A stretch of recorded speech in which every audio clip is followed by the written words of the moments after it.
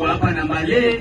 Mimi ndio kijana mdogo ambaye naomba kiti cha useneta hii Busia, na mimi ndio kijana ambaye naenda kukomboa hii Busia, na niko na ajenda na vijana, kina mama na wazee.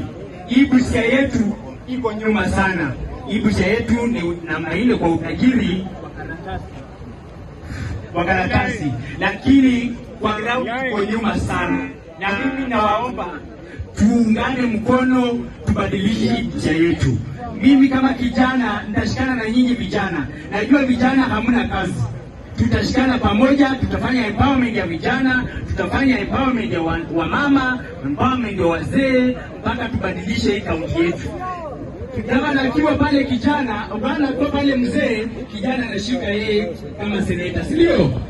Sasa mimi kama kijana, ule gavana mtanipatia ndio tashika yeye mkondo, si ndio?